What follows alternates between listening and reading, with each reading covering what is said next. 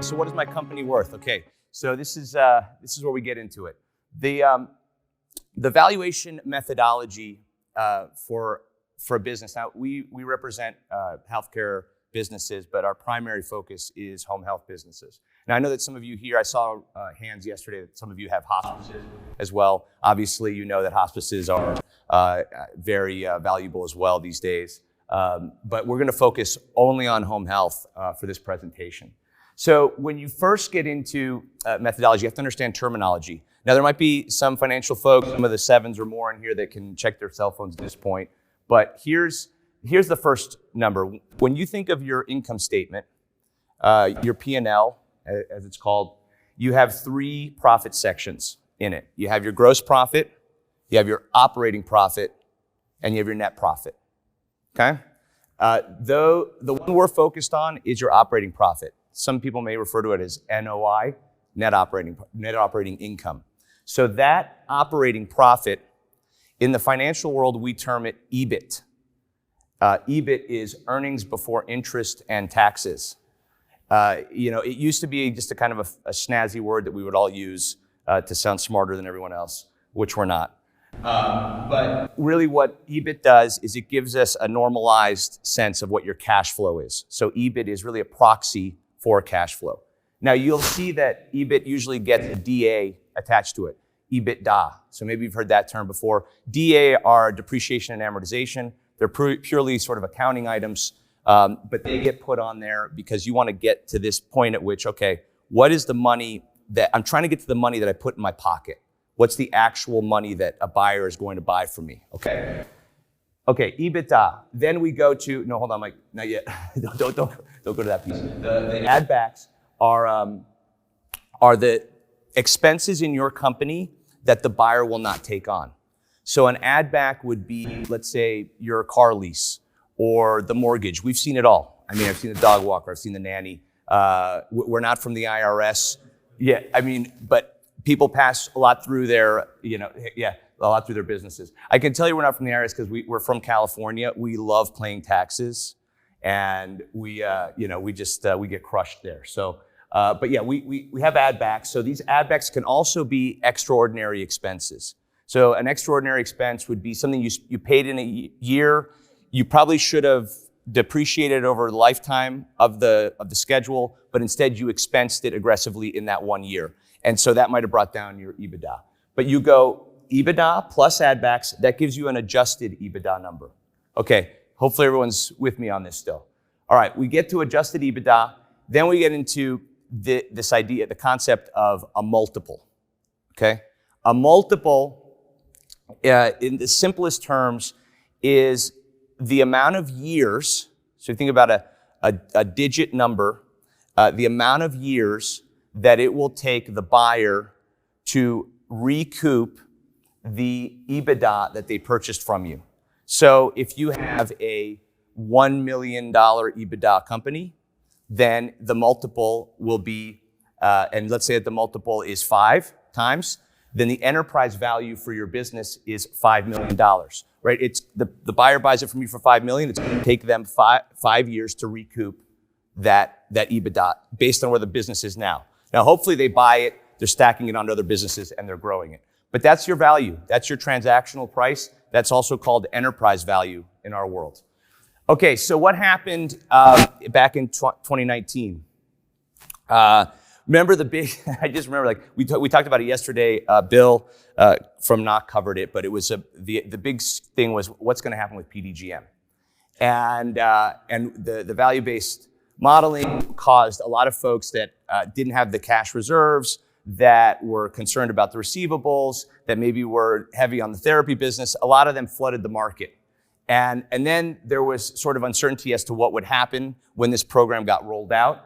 I'm sure you all remember that time. And what happens with uncertainty, we say uncertainty crushes valuations. It pushes valuations down. Just think about the stock market, right? When there's uncertainty, it's emotional, just like the stock market in this lower middle market. So we had this sort of 4 to 5 times for very well-run businesses. That was our valuation range, so 4 to 5x. So again, if you had that $1 million EBITDA company, you got a $4 to $5 million company enterprise value-wise.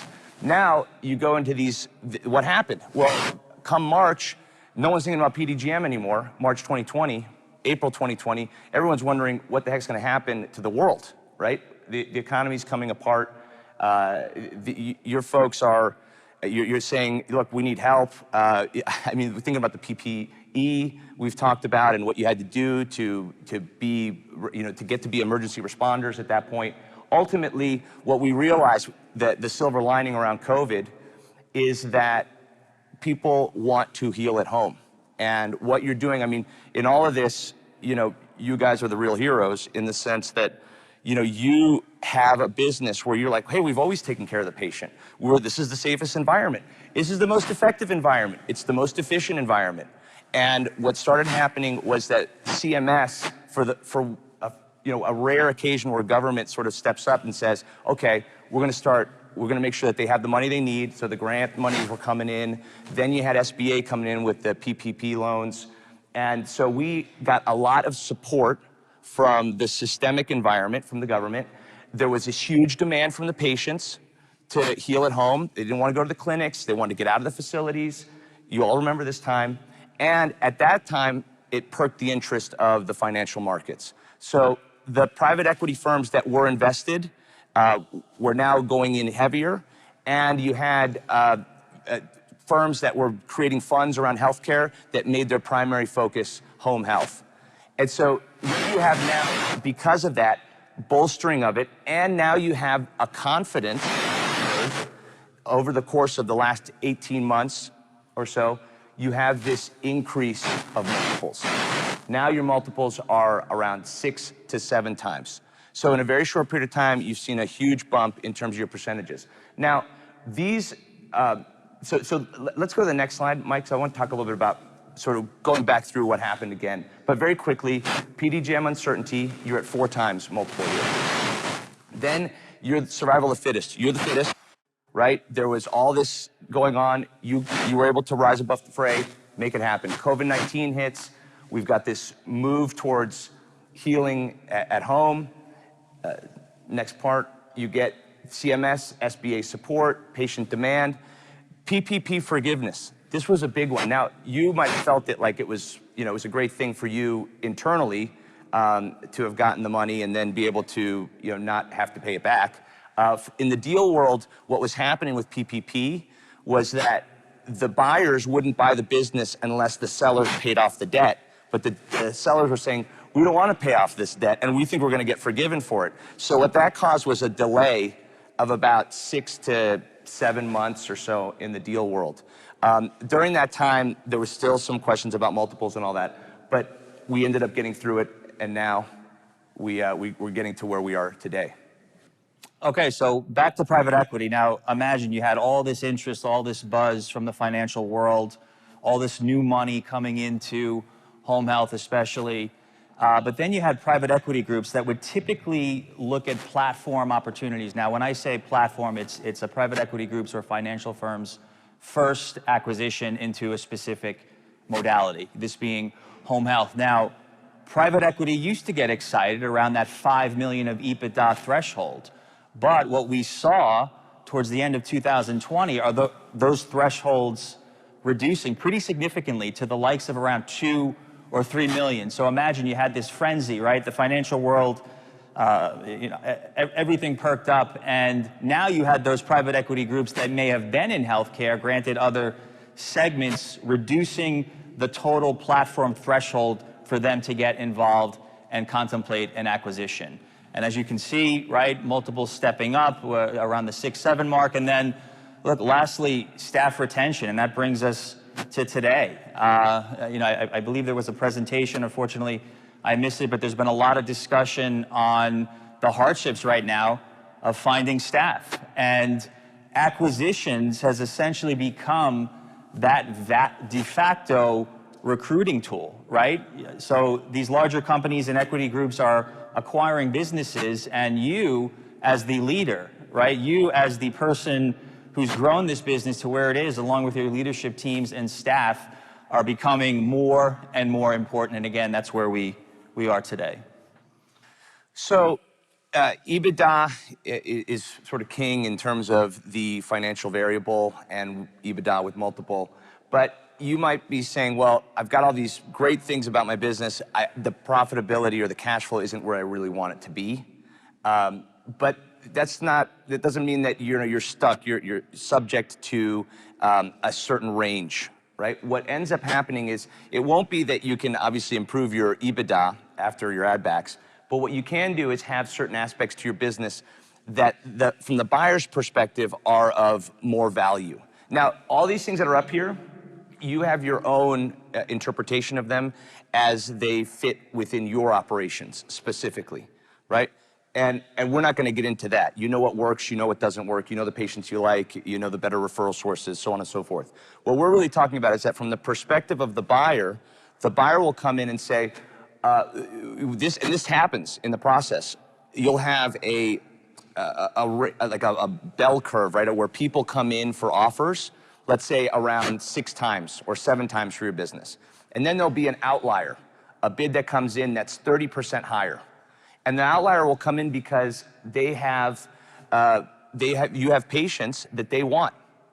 Look, I mean, the gold standard is the episodic, fee-for-service patient, right? Medicare patient. But from their perspective, look, we had a deal where we had 100% HMO client. They were very profitable, but it was 100% HMO client. And the buyer wanted those patients, and they paid over almost 7 times based on everyone else's valuation. Everyone else's valuation was coming in at 5 times because they had that concentration of patients. So it's things like geography. You might just be in a particular area where this buyer wants to stack onto its portfolio or its platform business. Scale is always a benefit. The more staff, the more Ebitda you have, the better. Collections, it's all about getting the money. And but this is really about payers in terms of who are the payers you work with, and are those payers that work well with the buyers. Referrals, obviously. Accreditation, we have. In terms of your business, you probably have opinions about accreditation. We like it because there is something to be said about the business that goes through that process and what type of books and records and organized files you have to be able to present to the buyer during due diligence. And finally, strong management and personnel. One thing I want to say about that is that some of you might have your managers with you today, or you might be owners and there might be somebody that's in a senior position with you or administrator. We would encourage in a process that you don't include anyone on the management or personnel level. Now, there might be one key person, a CFO of sorts, but what we really want to do, and we're going to emphasize this throughout, is that you want to make sure that your business is focused on, and you don't lose sight of that. So, even if there's a conversation about this, discretion is king. We want to make sure that your personnel doesn't find out that you're selling.